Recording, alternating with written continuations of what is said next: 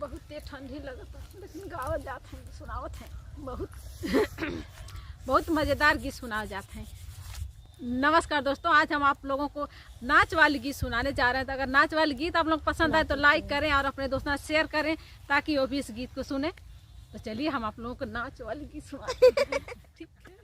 आयले सासुटी कुलिया वाला आयल, आयले सासुटी कुलिया वाला आयल, टिकुलिया वाला आयल, टिकुलिया वाला आयल, आयले सासुटी कुलिया वाला आयल, आयले सासुटी कुलिया वाला आयल।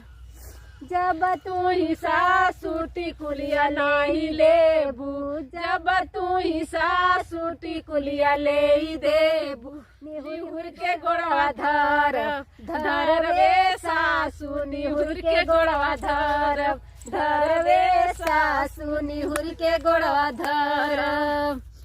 जब तू ही सासुटी कुलिया नाही लेबू, जब तू ही सासुटी कुलिया नाही लेबू, उछड़ के लतवा मार मार वे सासु, उछड़ के लतवा मार मार वे सासु, उछड़ के लतवा मार। आयले ननदो उठ ललिया वाला आयल, आयले ननदो उठ ललिया वाला आयल, उठ ललिया वाला आयल, उठ ललिया वाला आयल, आयले ननदो उठ ललिया वाला आयल, आयले ननदो उठ ललिया वाला आयल। जब तू ही ननदो उठ ललिया नाही लेबू, जब तू ही ननदो उठ ललिया ले लेबू, निहुर के गोड़वा धर निहुर के पैया धर, परवे ननदो निहुर के पैया पड़, परवे ननदो निहुर के पैया पड़।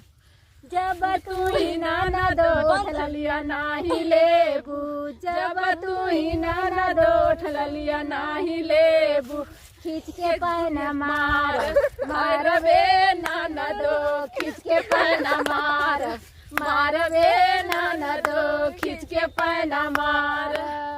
सड़िया वाला आयल, आयल रे साइया, सड़िया वाला आयल, आयले साइया, सड़िया वाला आयल, सड़िया वाला आयल, सड़िया वाला आयले साइया, सड़िया वाला आयल, आयले साइया, सड़िया वाला आयल। जब तू ही साइया हो सड़िया ले लेबा, जब तू ही साइया हो सड़िया ले लेबा, निहुर के पौआ धर निहुर के पौआ धर धर वे साइया, निहुर के पौआ धर धर वे साइया, निहुर के पौआ धर।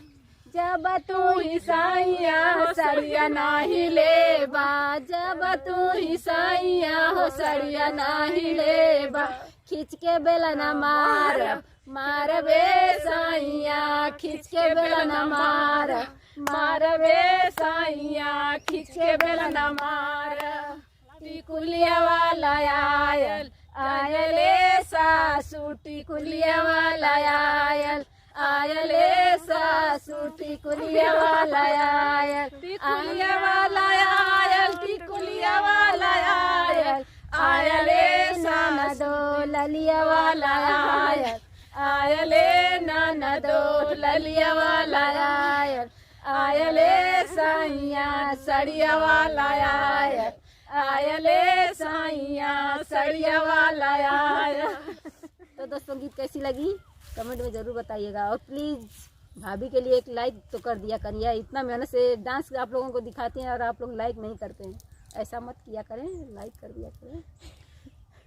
मिलते हैं अगली गीत में, तब तक के लिए।